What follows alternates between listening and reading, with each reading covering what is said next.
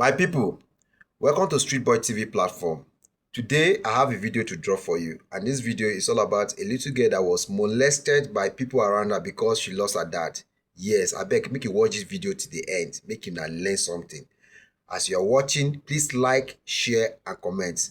Watch the video. Immediately I entered, she closed the door, not knowing that there was already a man in the room. The only thing he did not do was to penetrate me. So when it is midnight, she will wake me up and ask me to come and suck her breast. And if I did not, she will beat me.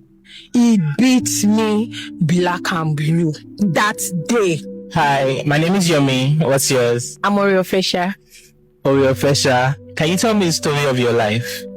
The story of my life.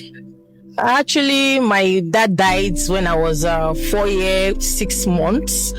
And at some point, I was molested and abused by a neighbor, a female, a mother, as well as I survived domestic violence by my ex-husband. That's a lot for even one person to go through, just one. Talk us of three.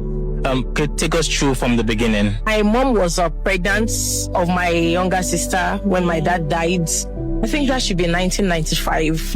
And I was like 4 years plus as of the time.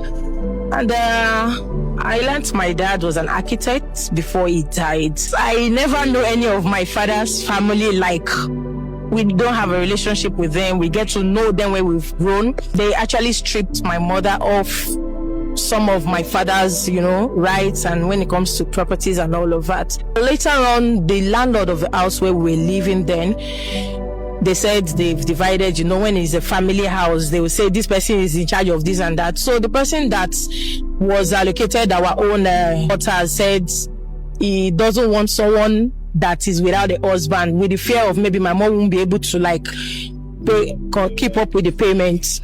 So at some point we were asked to leave, quit notice, and we had nowhere to go. So my mom, we lived in places. She had to beg a friend whom she said she assisted to, when my dad was alive, so many offers and benefits. She assisted at some point in life, and then the woman said, no, we can't.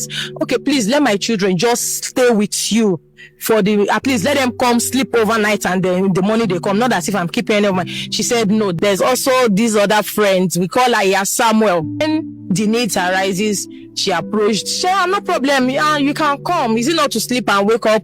So by that time, our loads were already scattered over places.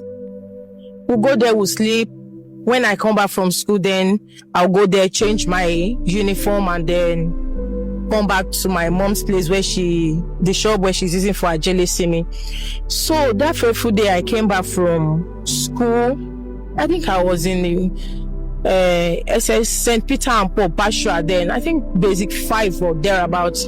I came back from school, and then I entered, I greeted her. She said, Kabo. Immediately I entered, she closed the door. And not knowing that there was already a man in the room waiting there, the man the only thing he did not do was to penetrate me, did all sort of things. And she told me specifically that if you tell your mom this will be the last day you people will sleep in my room, and as a child that have grown up under such circumstances, no matter how young in age you are, you tend to grow up. Seeing my mom struggle through all of those things, and knowing that if I should tell her, then we have nowhere to go. So I didn't tell my mom. So that one happened like that until, a friend, or let me also say a neighbor that my mom assisted at some point when she wanted to travel out when my dad was still alive, just remember that, this woman existed somewhere and I need to assist her. So my mom said she sent her some amount of money, that she has been trying to reach her, this and that. Nobody knows her contact and all of that. So she was able to reach my mom through a friend or someone like that. So she sent my mom some amount of money. And growing up, our main challenge has been accommodation. So my mom was like, okay, let me go and get an accommodation. So someone, she called her friend, Auntie Esther. The woman there, my mom said she wanted to move out of the apartment she was living, like a room. And then later she was like, okay, no problem, bring money, I will pay the landlord in advance so that by the time I move out, you people can move in. And then there was such a thing. She took the money from my mom and then she moved out. My mom did not know when she moved out of the place. We went back there. She was nowhere to be found. So things were so hard and all of that.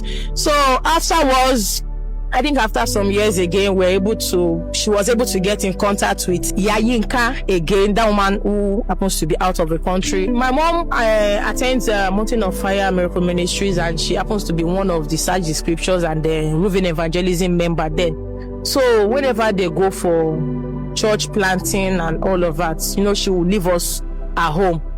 And then this my neighbor then, Yabolu, she would have us sleep in her room, because she was a single mom then, or a second wife to a man. So the man doesn't come home like that. So she would have us sleep in her room.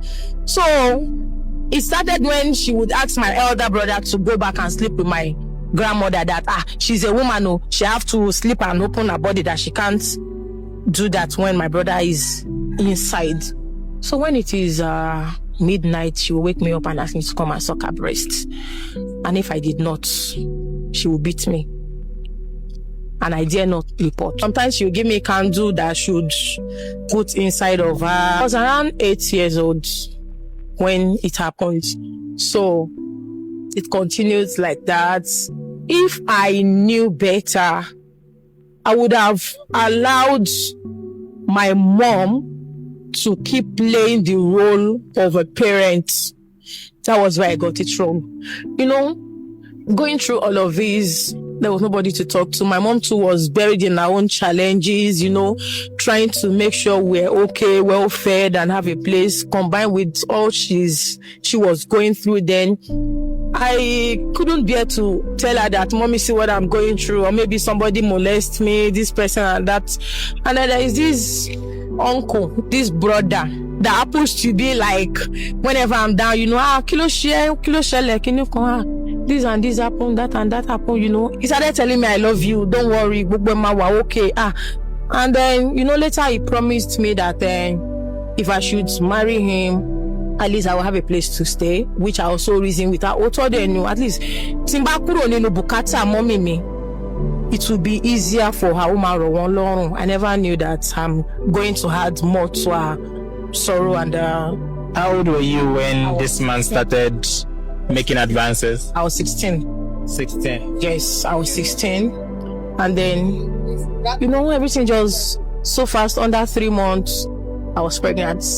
He happened to be my first. I see him as way older than I am. I should be secured, He should understand me better. And he promised me then no, because despite of all skills acquired, I know how to sew, shoe and bag, cake making, I paint houses, I do a lot of odd jobs, anything just to put food on the table, to keep myself busy. I still feel like I'm not complete without education. Then I was just through with senior secondary school. And he promised me, he said, ma worry, Oma pada si school. So I started living with him. I got pregnant when my first child was like a year and some months. So when I had that second child, the baby died 12 hours after birth. I said, let me go for family planning. He said, no. Less than 3 months, I got pregnant with the second child again. And then around that time, the domestic violence had started occurring. Little things like, he will come back home late, maybe around 11, 12. And then me, I would have been fast asleep. If he knocks on the door and I did not open the door on time, that day will beat me. And when I work as a nursery school teacher, they pay us 10,000, 15,000 naira in the area.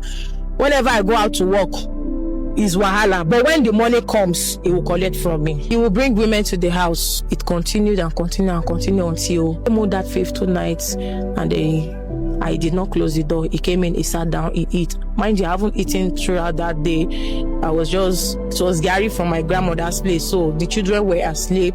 I didn't know that my first son was not asleep. That one was just laying there. So when he entered, he asked me to stand up. I did not want to stand up, because if you should talk and I talk, wahala.